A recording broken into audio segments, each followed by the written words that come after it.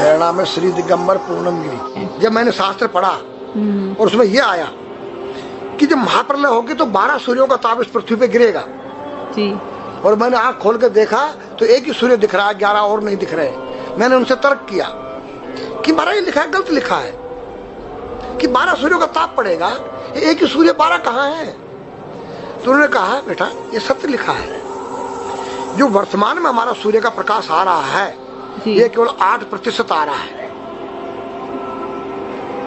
92% ozone परत पर रुक जा रहा है, जो अल्ट्रावायलेट किरणें जिसको कहते हैं। ओके। यहाँ केवल 8 आ रहा है विटामिन डी को लेकर, रेडियम से युक्त होकर।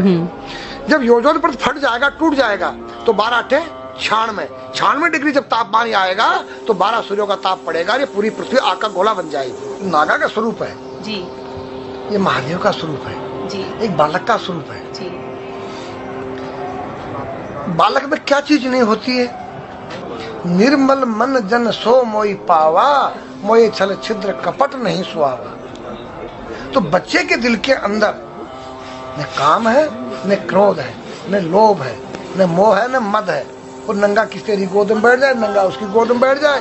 तो नागा का रूप एक बालक का स्वरूप होता है जिसके अंदर से विकार रहित हो जाए, उसका नाम नागा है, सन्यासी है। संन्यासमया, तीनों गुणों से रहित हो जाना।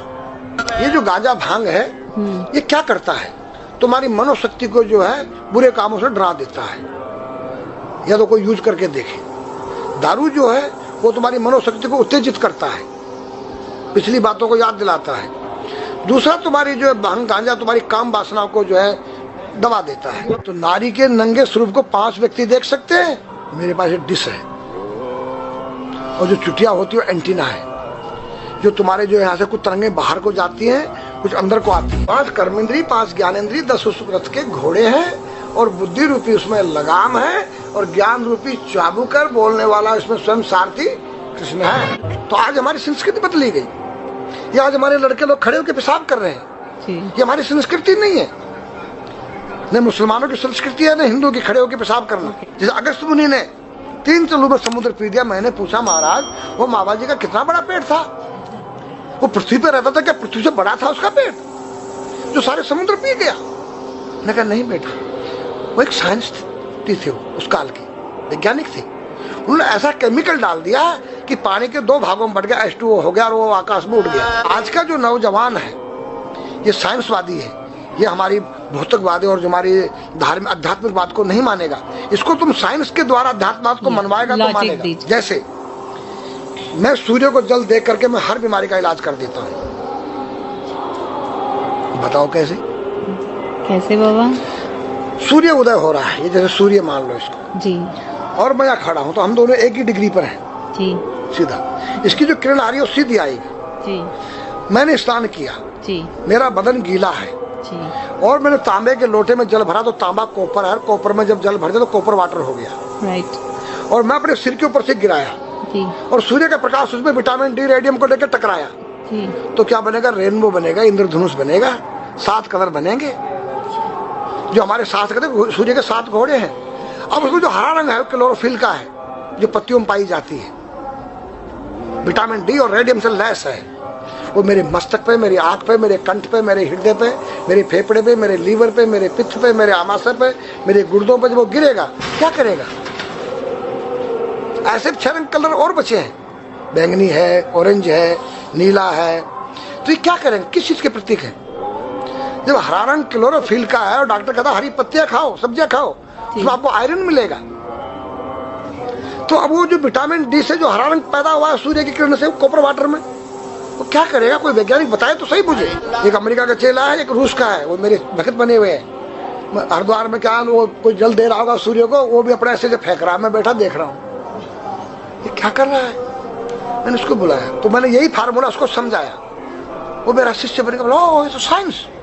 मस्तिष्क पर तिलक क्यों लगाते हो इस जगह पर? पहले लगता है पीला, फिर लगता है लाल, फिर लगता है सफेद। 3 कलर क्यों लगते हैं? काला क्यों नहीं लगता? चौराहे पे 3 बत्तियां हैं जी, देखा होगा जी। लाल क्यों है? फॉर डेंजर, स्टॉप, खतरा है या डेंजर, खड़े हो जाओ, खतरा है जी। पीला देखो चलना नहीं है, हाँ, देखो रेडी रहो, देखो। और सफेद चल सफेद सफेद तो यहाँ है उसमें ना, हाँ चावल लगा रखे हैं ना मैंने हाँ सफेद, हाँ वहाँ हरा है, वहाँ हरा है, रेडी टू गो।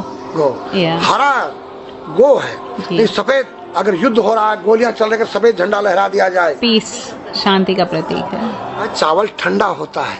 और हमारी यहाँ पर सुषुम्ना नाम की नाड़ी है, जी लाल कलर है कि तुम इस योग संयोग में आके तुम बैठ सकते हो कि नहीं, ये माहौल तुम्हारे योग्य है या नहीं, या जुआ चल रहा है, या शराब पी जा रही है, क्या तुम बैठ सकती हो? देखो पीला कलर है, देखो,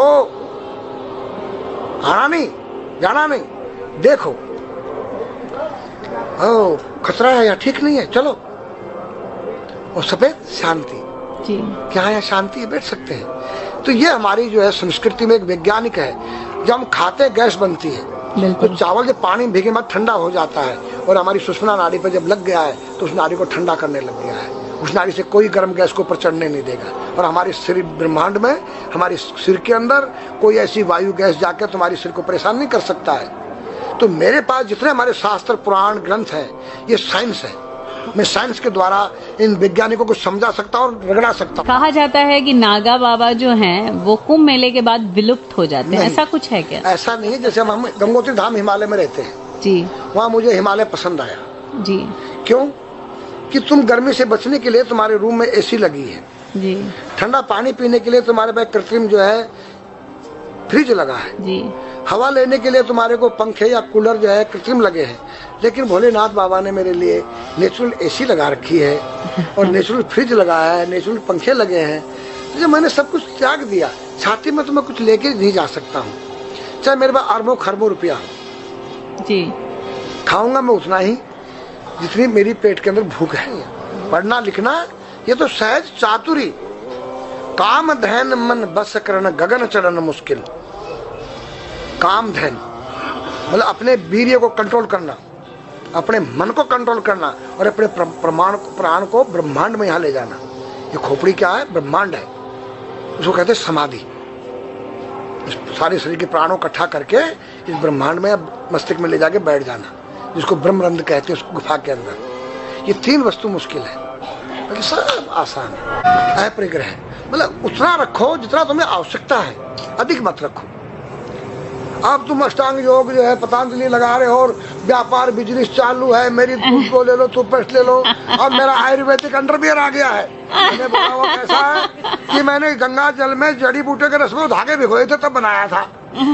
और मेरा दावा है कोई कितना योग कर ले, कोई स्वस्थ नहीं रह सकता है। क्यों? खान पीन तुम्हारा केमिकल, वायु में तुम्हारा केमिकल, पानी में तुम्हारा केमिकल।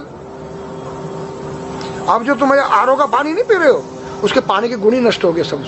उत्तर को सिर करके सोना क्यों मना किया है साइंस ने? हमारे शास्त्र मना करते हैं। हम उत्तर को सिर करके सोएंगे, दक्षिण को पैर करके। हम जब उठेंगे तो हमारी दृष्टि कहाँ? दक्षिण की तरफ जाती है। दक्षिण में यम का वास होता है। और जब दक्षिण को सिर करके सोएंगे तो हमारा मुंह उत्तर को जाएगा। उत्तर हिमालय है, भगवान शिव का कैलाश है। साइंस कहता है कि पृथ्वी के उत्तर ध्रुव दक्षिण ध्रुव है। पृथ्वी कैसी है पता है? तेरा सिर, सेम तेरा चेहरा 23.5 डिग्री के अंश पर है। ये थोड़ी सी चुटिया नाप लेना अपनी प्रकार लेकर के, तुम भी नाप लेना, तुम भी नाप लेना, मैं भी नाप लूँ चाहे। ये थोड़ी सी चुटिया 90 पर नहीं है, ऐसे तिरछी झुकी हुई है। ये चुटिया, ये थोड़ी है 66.5 डिग्री कोण बनाती है। तो ये जो चुंबकीय मैग्नेट पावर है, उत्तर से नॉर्थ से साउथ तक, हम जब सिर उत्तर की तरफ करेंगे तो ये नॉर्थ है, वो नॉर्थ है। नॉर्थ को नॉर्थ धक्का मारेगा तो तुम्हारे दिमाग में और तुम्हारे हार्ट में डिस्प्रोजन होगा और बैलेंस बिगाड़ेगा। इसलिए साइंस में कहता है कि उत्तर की ओर सिर मत करो, और हमारे शास्त्र भी कहते हैं कि उधर मत करो, नीचे उधर दक्षिण की तरफ यम का वास है, उनकी तरफ दृष्टि पड़ती उठते ही। मतलब एक कहने का फर्क है, एक चीज एक ही है। आज हमारे पास योग की विद्या थी, वो गायब हो चुकी है।